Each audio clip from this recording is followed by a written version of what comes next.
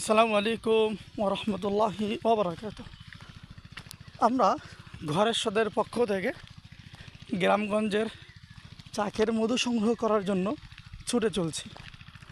দেখেন, আমরা মাঠ থেকে মাঠ পেরিয়ে গ্রাম থেকে গ্রাম ছুটে আপনাদের জন্য চাকের মধু সংগ্রহ করতেছি। এই যে যারা শহরে থাকেন, আপনারা তিলের নাম শুনেছেন, তেলের নাম শুনেছেন। এইটা হলো সে তিল গাছ। তিল গাছেও কিন্তু আপনার ফুল হয়। তিলের ফুল থেকেও কিন্তু মধুর পোকাগুলো মধু সংগ্রহ করে। এইটা হচ্ছেন তিল। এই তিলটা যখন আপনার ফাটানো হবে, যখন পরিপূর্ণ হয়ে যাবে, এর ভিতরে আপনার বিচি হবে, সেই বিচি থেকেই তেল বের হয়। তো আপনারা দেখেন, এটা হচ্ছেন আপনার তিল গাছ। দারুণ! আসলে গ্রামীণ জীবনটাই মনোমুগ্ধকর। গ্রামে যদি আপনি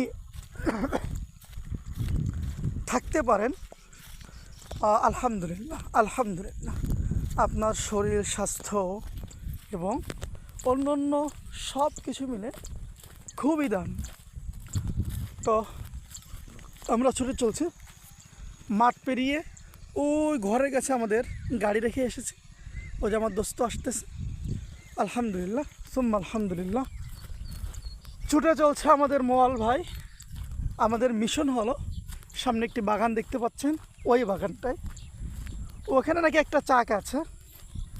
বাগানের যে মালিক, যে ভাইয়ের গাছে চাক পড়েছে, তিনি আমাদেরকে গতকালকে বলে রেখেছিলেন যে তার গাছে চাক আছে। সেজন্য আসলে আমরা ছুটে চলছি। এটা দেখেন, এটা হচ্ছেন ধানটা কত সুন্দর হয়েছে। দেখেন, আল্লাহ সুবহানাহু ওয়া তাআলা কত সুন্দর নিয়ামত দান করছে। সব জায়গায় আলহামদুলিল্লাহ ভালো দান হয়েছে। তো চলেন আমরা চলতে থাকি, দেখতে থাকি গ্রামীণ জীবন।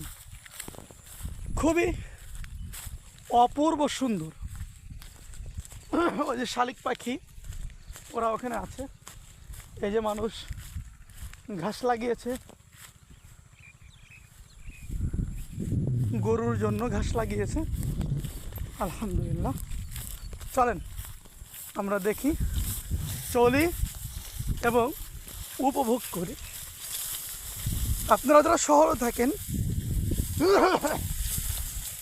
গ্রাম ছেড়ে একটু দূরে থাকেন, ছুটিতে বা বিরতিতে বা বন্ধুতে, আমি আপনাদেরকে আবেদন করব, আমি আপনাদেরকে অনুরোধ করব, আবদার করব, আপনারা ছুটে চলে আসবেন।